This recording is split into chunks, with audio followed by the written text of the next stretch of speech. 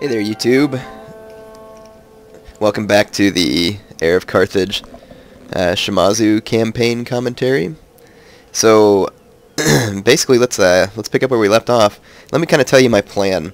I did finally beat my Uesegi campaign, which I played on easy, of course. This one's on normal, so I expect it to be a little bit tougher. But really, what we want to do is we want to secure Honshu, or not Honshu, sorry, Kyushu here, which is the island I started on. And I'm thinking this is my plan. I'll have Kyushu and Shikoku completely secured, and that'll give me quite a few provinces. In fact, you can see the number of provinces you control by coming right here into the clan page. I only have 13 right now, but I do control all 5 of the provinces that I should besides Kyoto. So, yeah, that's what we want to do. And our clan fame is getting to the point where the Emperor is about to take notice of us. Yeah, so that's something that we need to be prepared for. So I really don't want to conquer any more provinces other than this one right here in Kyushu, because I don't want the Ashikaga shogunate to turn everybody against me until I have all of my Christian revolts and everything taken care of here in Kyushu. Because once I do, that'll ensure that I have a little bit better income. And then my plan is, and I don't know if it's a good plan or not, I'm going to amass a tough army, and I'm going to land them just right here, probably in Setsu, and then march on Kyoto, and then just take Kyoto directly. And one of my reasonings for that is because Kyoto provides like massive income, and it's extremely easy to defend because it's such a huge fortress. I mean, you can defend the fortress with almost no troops, and then you get tons of garrison troops to help you defend it. So I'm thinking about just dropping in and taking Kyoto early on in the realm divide, and that way I'll have the income from it. And then my plan from there would be to move up these provinces right here on Honshu. So that's kind of the plan. We'll see if it works. Alright, let's see here. So yeah, we're still having a lot of the Christian revolts up here, so basically we just need to make sure that these towns are being converted back to Shinto Buddhism. If I click on this finance scroll, you can pretty quickly take a look at these places. See here, Christianity is actually on the rise in Higo, so I'm going to want to take a look at their buildings. See why that is. I mean, there might be a Christian missionary or something. Let's see. I've got a monastery there. I should be building a monastery here, or a Buddhist temple. Sorry, monastery is like the next step. Now I can recruit a Matsuke, or actually I have a Matsuke in this town. He's helping to manage it, so that's going to be helping things in that town. It would definitely be better if I could recruit some monks to try and bring the things under control. I'm trying to remember. It seemed like, yeah, I do have a monk here. He's ministering to this settlement, so hopefully I can bring the things under control. Now I did tear down the any Nanban ports and Christian churches and stuff like that, because that'll hopefully help stop the increase of the Christianity. So, like I said, hopefully that'll help out. Like right here, we're tearing down the Nanban quarter, so that'll help. And we've already torn down the Christian buildings that we had in this area as well. So, alright, I think we're pretty well set. There's one province left here. It's under the control of the Shoni. I'm not sure if the Shoni have any more provinces. I don't think they do. It looks like the Mori control that other area. So I think we're in pretty good shape here. Let's go ahead and end this turn. Now that you kind of have an idea of my plan. Like I said, I don't want to just go capturing a bunch of provinces right now until I get those Christian provinces well under my control. And as far as how many turns I have left, I mean, I have till 1580 to hold 25 provinces, including Kyoto. And so I'm not really too worried about it, because I think it's like 18 years until 1580, and so I have approximately like, let's see, what would that be? Approximately about, 70 or so turns before time's up. You can see that these Christian nuisance rebels there just raided one of my my library, which ticks me off because that's costing me money. Dang it, I didn't mean to do this fight. Anyway, I'm not going to record. Okay, I guess I did decide to bring you just a teeny bit of battle footage here. Wanted to show you what how air deals with rebel scum. So hopefully we can get a nice arrow kill for you on camera, and then maybe I'll try and get you some first-hand Yari Ashigaru killing of these rebels, because I can't stand these guys. Done right, it's a glorious victory. I'm sick of these dudes.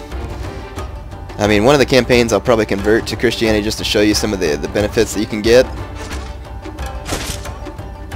I don't know if we got a kill or not, but take that. Jiminy Christmas. These guys drive me nuts. Anyway, that's probably all I need to show you for now.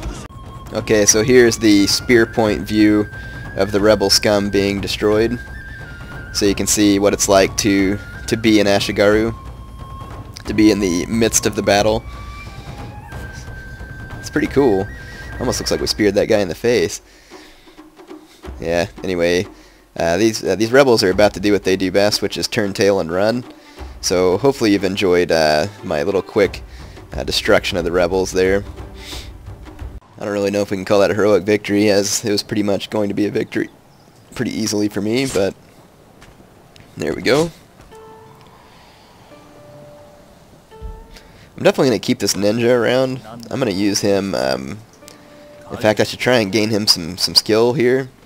We're going to use him whenever the time comes to hopefully keep our enemies, you know, at bay. And let's see what we can do here to screw up the Shoni. Of course, this costs money, so you know, you want to make sure that you're not like just going crazy here. It says we can assassinate one of the Christian missionaries. Let's try it. Cost me 240. So here's the little cutscene of me trying to ninja their missionary.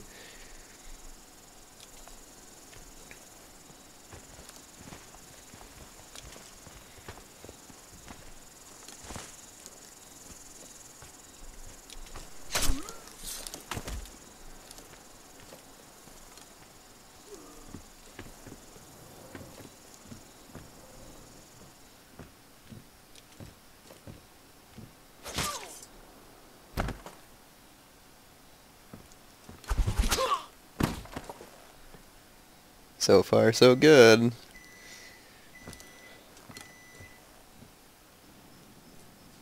And that would be our target.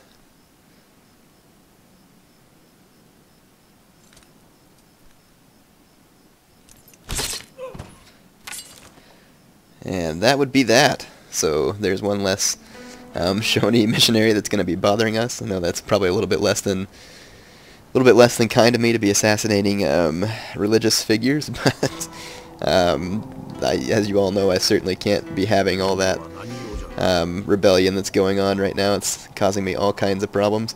Anyway, we're going to march on the last Shoni city there. So ninjas can be very useful agents indeed. I haven't made great use of agents yet, but as future campaigns develop, of course, I will do my best to do so. We need to capture some of these other trade areas.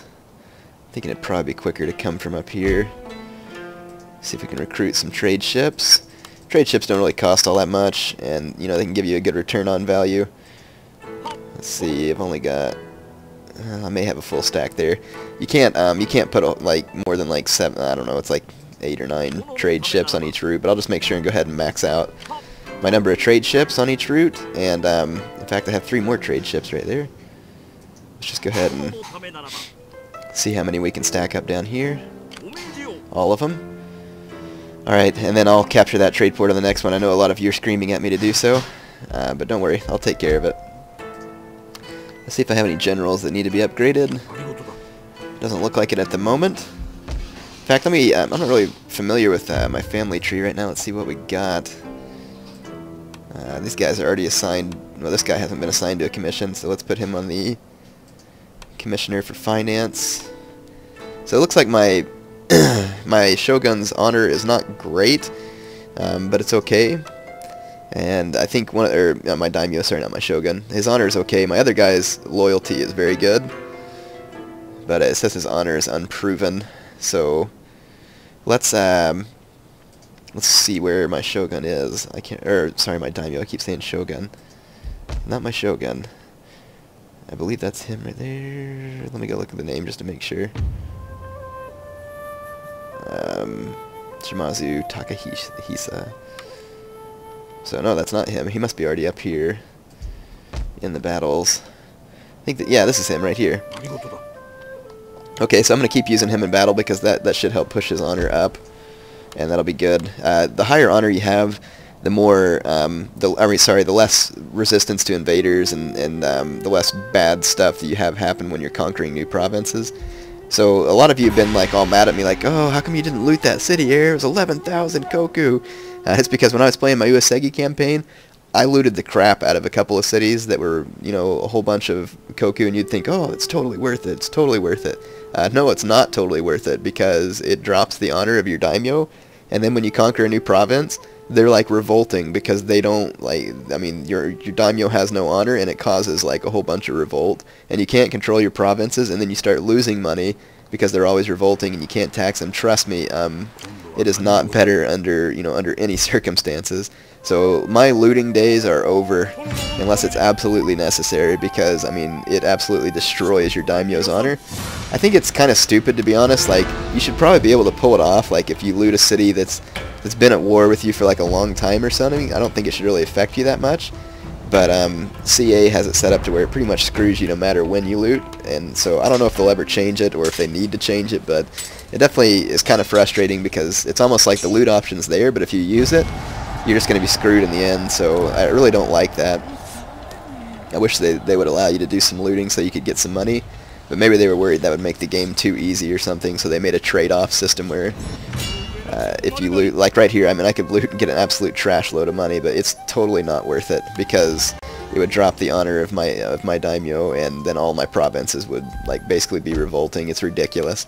And then your general's loyalty drops because your daimyo's honor is low. It's just an absolute mess, and you don't want to do it under any circumstances. Actually, I mean, I have a pretty darn good income right now, which is good, and if I can keep my provinces from revolting, then, you know, it's going to stay that way. Alright, so I just captured Buzen, and I believe that the Shoni should be destroyed now.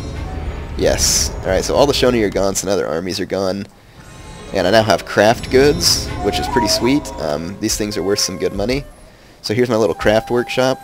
You definitely want to upgrade these. You can look and see what they do. This one is plus 200 wealth and plus 10 to accuracy for bow units, plus 5 chests of luxury goods. This one gives you 10 chests of luxury goods and more wealth, so I like to pick this one because I'm not overly concerned about having, you know, the military bonus. I really want the economic bonus for now. And then I'm going to upgrade this castle as best I can as well. Let's take a look where our studies are at. We've actually gotten quite a few arts mastered, which is good. So we're pretty well on the way there. I probably do want to build a siege workshop as well. It's definitely handy to have siege weapons when you're going to go after the